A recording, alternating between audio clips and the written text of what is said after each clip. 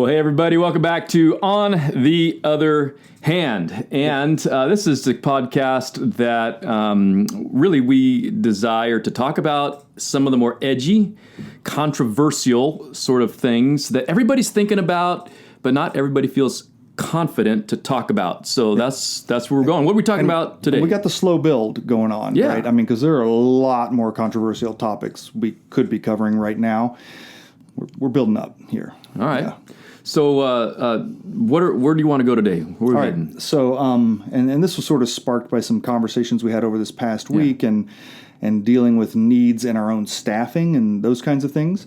And so it kind of got us talking about the journey that I've been on. Yeah. But I want to ask you, could you describe the first time either it dawned on you or you heard a pastor specifically describe their own need for counseling? Wow. So, I mean, just as I think about that, a couple things come to my mind. One is my dad was a pastor, grew up with lots of resources in that regard, just in the library and accessible. But your counseling resources? Counseling resources from people with PhDs that were Christian counselors or biblical counselors, depending on, what tradition they came from. But your specific question really relates to the issue of, pastor actually. Right. I'm not asking, did you have access to counseling books or resources? I'm talking about the internal need to see a counselor. The first time that happened. Right. Where they admitted, I'm seeing a counselor. Yeah. And the truth is that's been a rare occurrence. I'm not sure I could even put my finger on a moment when that happened. I do remember the conversation coming up, and I was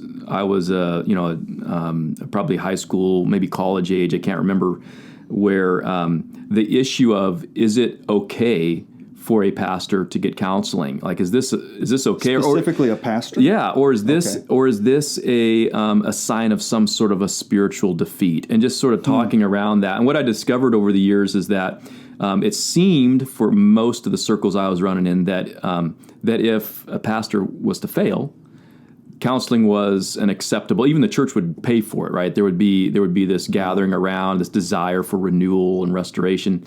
But prior to a defeat, a spiritual defeat, that it really was seen more as just something that Christians don't engage in. At least the majority. I remember when I was in my master's program, I was in a counseling class. It was marriage counseling, and hearing more transparency, more of the fact that this might be a need for Christians.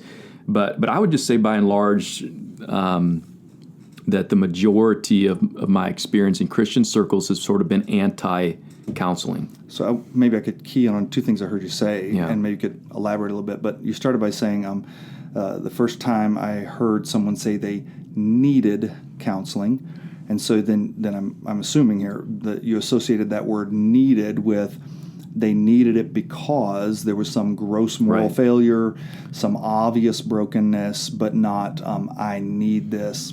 It's just part of my life. Right. And even to the point, I would say, you've heard of a life coach, sort of that, just this outside. I mean, I'm not a hippie, so I know what you mean. This outside influencer in my life that I give permission to ask me the tough questions. We would, in a lot of the circles I grew up in, we would put that in the category of discipleship, accountability groups. Yeah. Which is very familiar to most people, but to say I'm going to see a professional counselor, that would be generally seen as a weakness, or certainly not a normal part of a pastor's journey. Okay. So I grew up in what I would probably describe as the hyper-charismatic Pentecostal movement. My son describes some of this in this way, like caustic enthusiasm, or caustic, optimism, or those kinds of things, where everything was always good, right? Whether it was physical health or whether it was how things are going in the church, they were always described in these over-the-top, problem-free ways. And that if there was a serious issue going on, then it was probably spiritual and needed deliverance. Like deliverance would be talked about before counseling would be talked about. Yeah, sort of that difference between, a body, soul, and spirit. And spiritual problems are, you need spiritual solutions, and these are just spiritual issues, yeah. So I can remember specifically, at least as far as I can recall, the first time I heard a pastor say from the platform that he was in counseling. And he said it in such a nonchalant way that I was like, what? Did I just hear that right? Yeah. Are the elders involved in this? What's going on? And what I experienced in that moment was both this sense of liberation, like, oh, it's okay to have stuff that's not resolved or broken, and this curiosity. What does that look like? How do you even pursue that? Is it healthy? Is it not healthy? If you need to see a counselor, should you even be in ministry, right? It was always put in this extreme realm. And then over the years, I think I've discovered a value for, or at least a distinction between professional, licensed Christian counseling and Christian counsel or spiritual counseling programs, right? And I see a distinct difference between those. So this brings us to our topic, and it's actually going to end up being at least a couple of weeks, because I think this is a really big topic to unpack, but I also believe in this specific topic, we get to give away some tools to the listener, to you, that I believe you will find extremely helpful in your own personal life, as well as in walking with others and coaching others, including your own kids. So we've titled this Snowflakes and Homesteaders. Yes. So what do you think of when you hear snowflakes? Super emotional, gushy, soft, sort of my emotions are the driving force behind my behavior, my decisions. Okay, so how I currently feel is reality, is the most important thing. And I would define homesteaders, especially having lived here in Alaska for 24, 25 years, and living in Homer.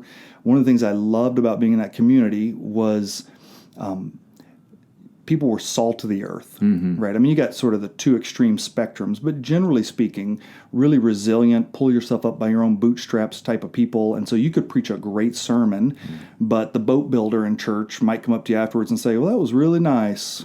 Did you spend the whole week working on that? Because I built 4 boats this week. Like just weren't easily impressed. Right. And yet what I found in that group is that they weren't overly optimistic, but they did not talk about feelings. Right? They did not deal with core issues. The general consensus was, get over it. There's people all over the world that got it worse, and I walked to school uphill both ways in the snow. Right? And so, I mean, what we want to do, right, is we want to take those two extremes, and we want to find out if there's any value in either of those, or if there's one that's just right. Or writer, is that a word? Right. It is not, but that's great. And so more writerist. More writerist, yeah. All right. And so, and it's an important discussion because I mean, we would all agree, going back to that illustration of the pastor who fails, that wouldn't have been great if there was no failure to begin with. Right. And that was, instead of saying that's the time when counseling is acceptable, is there another way to think through this? Is there another reality that could benefit not only pastors, but all of us? Yeah, is there preventative maintenance that would be acceptable, right, in church world, so that you could maintain increasing levels of health? Now, one of the things that I brought up as you asked me that question, one of the things I felt as a snowflake, that's right, is some of the pushback to transparency, the admission that I have failed in a particular area, or that I might not be spiritually perfect, which is ironic because in one sense, that's right. Paul boasts in his weakness, and yet I still feel that in the Christian community, but not just even the Christian community. It's part of our culture, I think, is this resistance to vulnerability, transparency. Yeah. I frequently have people say to me, if I describe a way I respond to my kids that I know isn't healthy, and I know the listener knows isn't healthy, right? Like just yesterday when my kids did this, I was so frustrated, so angry. I'm out in my yard hollering at them, why don't you girls ever listen to me, right? And people will come up afterwards and say, I just want you to know I so appreciate your authenticity. I appreciate how brave you are to share with us your own, shortcomings. Well, probably the first few times I did that, it probably was brave. But at some point, I began to realize that it's impactful. And then I have to wrestle with, why am I sharing what I'm sharing? Am I sharing it to get the accolade, to get the comment or the feedback? Or is this actually helpful to the listener? Because the worst thing in the world, and most of us have probably been in this environment at some point, is the pastor who gets up and is just constantly talking about sinful behavior in his own life currently. Yeah. And you're finding yourself thinking, super transparent, but my goodness. Leading us? Yeah, right? I want someone to lead me someplace beyond where I am. Right. And so there's that tension between authenticity, transparency, and maturity. So, and today, we want to build the framework. That's something we're going to be talking about. And you've walked our staff through really a paradigm for how to kind of think through some of the things that we all struggle with in our lives. Why don't you share a little bit about the context we're coming from? Yeah, So we had for years a ministry called Fresh Start, and Fresh Start, when I first discovered it, our elders were involved in Fresh Start, right? It met on a separate night of the week, but it was really dealing with unprocessed wounds, right? So things from your past that are affecting your relationships in the present, addiction in the present, right? Those kinds of things. And so really dealing with getting to the root causes. And it was such a simplistic tool, and it was so portable. Like I felt like I could sit down with anyone and help them walk through discovering what these past hurts, wounds, and losses were. And so for years I had been utilizing that tool in my own life, and I've been utilizing it in counseling and in discipleship relationships. And then I found myself in my new role at a place where I just felt like I did not have the tools or wasn't taking the time necessary. And I was watching these recurring internal struggles show up and thinking, how am I going to get past this? And so I felt like about 8 years ago, the Lord gave me 3 criteria, 3 metrics to assess if I personally have been promoted beyond my competency, which is the tendency. If you succeed at this level of leadership, then you get promoted to this level. And unless you're honest with yourself, you will allow other people to promote you beyond what you were designed to handle, right? All of us have a capacity. And so I knew stepping into the role I'm in now that it was within reason that I could allow myself to be promoted beyond my competency and in turn do significant damage to my family, to people I lead, to my own spiritual health. So I felt like the Lord sort of just dropped this in my heart. It wasn't one of those things that I read or I thought about, but I felt like the metrics I was given were these. Jonathan, if you can care for yourself, physically, emotionally, and spiritually, if you can care for your family, and if you can care for the church well, and this is the key piece, simultaneously, right, then keep doing what I have you doing. And the reason that was so important is because in ministry, probably like anything else, we have these things we call seasons, and seasons turn into lifestyles in a hurry. So you got all these plates that you're spinning, right, is the analogy, and those are the 3 that you think, as long as I can spin these through without dropping one, I have a measure of health, I can continue on. But if I start to drop one of these... So here's the crazy piece. When I thought about friends in leadership who had just blown out the sides over the years, right, like it had not gone well, there was a moral failure at some point, what I realized is in those 3 things, myself, my family, and the church, the first one to suffer, which everybody knows when you think about it, right? The first one to suffer is your family. Right. They know me. They'll forgive me. It's going to be okay. And the second one to suffer then would be your own personal health, spiritual health, physical health, mental health. The last one for the failure to show up when you can't do all 3 of those well simultaneously, the last one will be in front of the church. And when I realized that's because of ego, I would prefer to fail in front of my family than in front of the congregation. That's a problem. And although we're not going to dive into this too deeply, but maybe for one of the things that is known is specifically when a pastor tends to fail, by the time it gets to that point, there's typically not just a I'm so sorry, but there's oftentimes a letting loose. Just forget this. None of this was real. Sayonara. And as you're explaining it, those three different levels, by the time I've gotten to that point where I've been willing to fail in front of my family personally, by the time I get to the stage failure, that's often the decisions have already been made. The train has left the building. That's right. Yeah. And so here was the crazy thing is I had read this statistic years ago, did not understand it at the time. And I believe I have the numbers right, but for pastors, 5 years after a moral failure, 5 years later, when asked why they did it, 75% of them gave this answer. It was the only way I knew how to get out from under the pressure, which sounds crazy, like terrible failure, embarrassing failure, destruction of my family.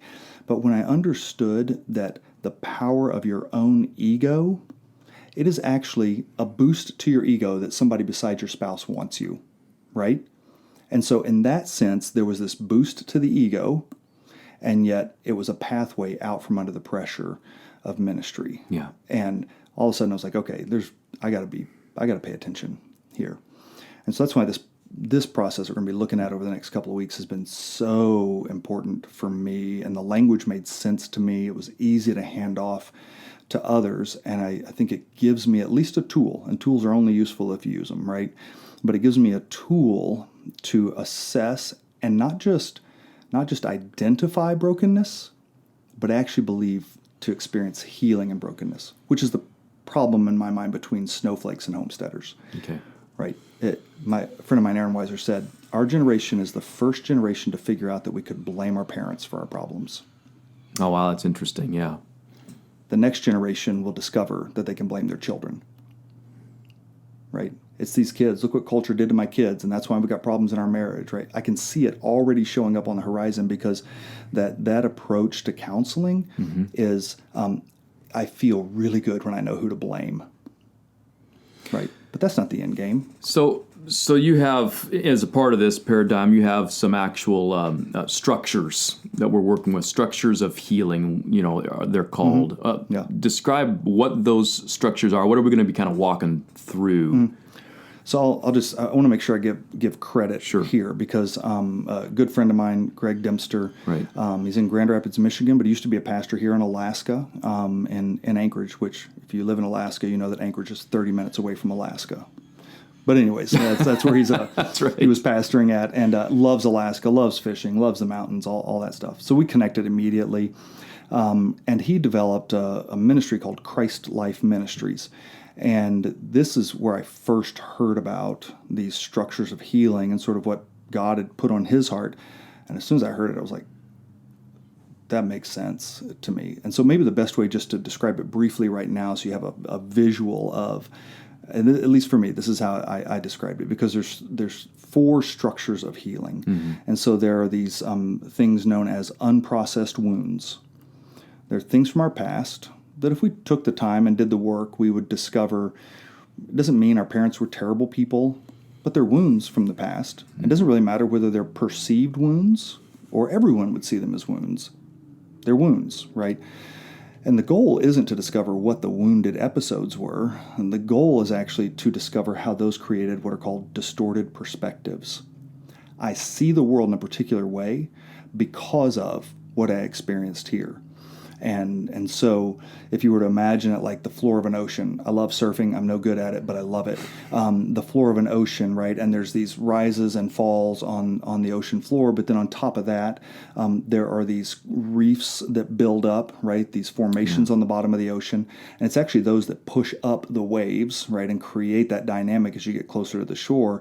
And so if the very bottom layer, the sand, right, were these unprocessed wounds and the reef was, these distorted perspectives, then the wave that starts to get pushed up are these dysfunctional emotions. Okay.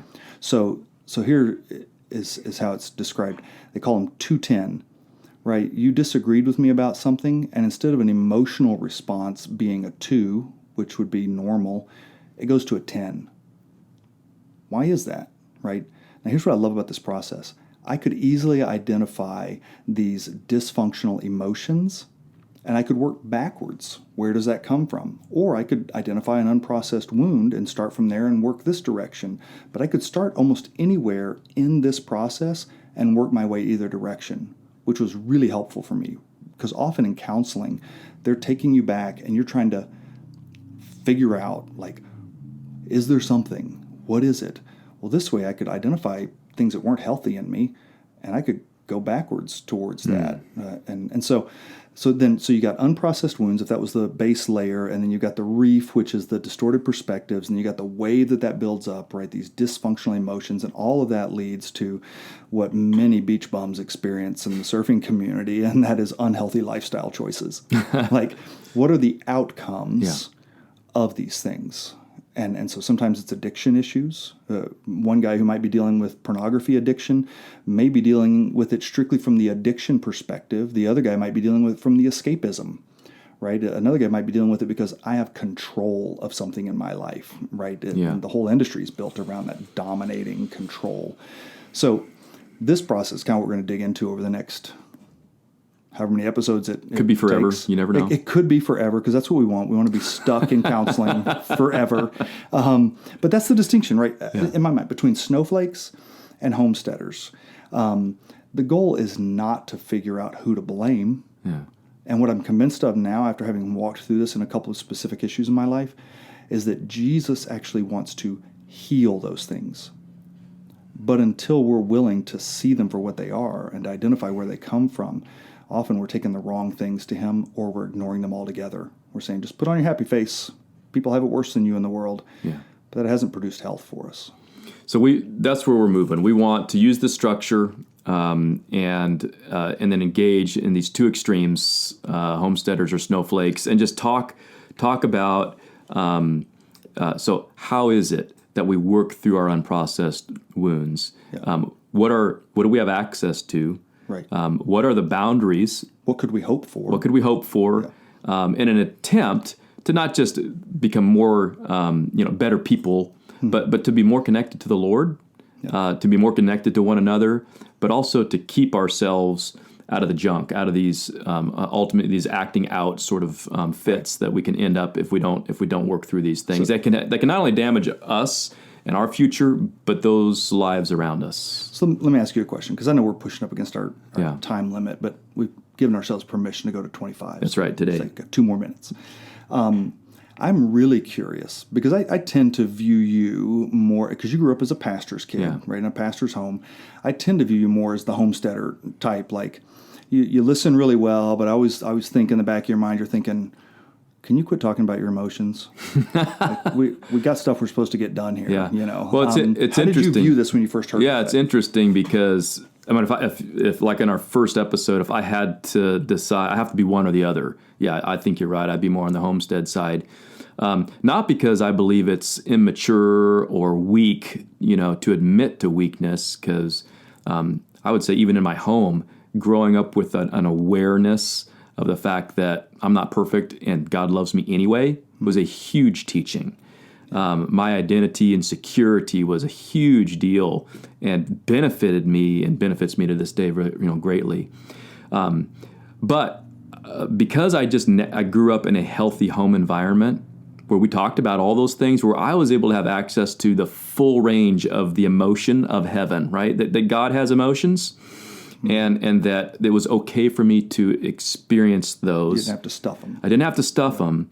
That I grew up with some health.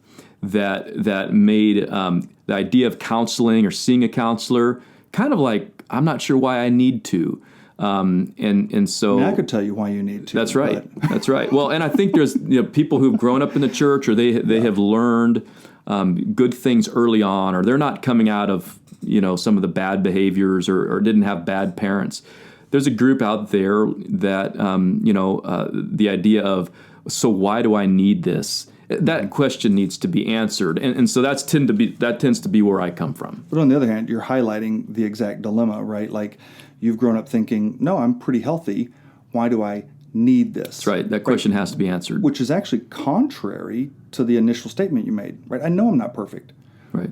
Which to me should answer the question we all need outside perspective. We all need help. It's just safer in that context, the homesteader context, to say, yeah, I need accountability. Yeah. I need people in my life, but there's some aversion to, no, I need someone who's trained, right? Yeah. You'd never say that with a doctor. Like, I got brain cancer, and I mean, I can understand why I'd want a friend to help me out. No, you'd want a surgeon. Yeah. Yeah. And I grew up in a home where we had access to that by way of material, reading, and I think there's a whole section of Christianity too that would say, but we have the Word, right? Right. In other words, it is sharper than a two-edged sword. Mm-hmm. It is able to rightly divide my thoughts, my intents of my heart, mm-hmm. and that our tendency is to want to run to people when we can run to a comforter. We can run to somebody who acts as a mirror. James talks about the mirror of the Word of God. So some of this is, where do I go first? Right. Some of this is, what do we have access to? But on the other hand, right, what you're really saying is, I'm going to go to Jesus, not to you. And yet, biblically, we would say, no, going to you could be going to Jesus. Oh, absolutely, right? Yeah. No, it's a both and. Yeah, you have to ask the question, is it pride that says I'm not going to because that isn't a distinction. I either go to a person or I go to the Word, right? The written Word or the flesh, right? Jesus. That isn't an either or. The person I go to could be the Word and flesh. That's right. Right, in my experience. But I'd only go there if I really need to.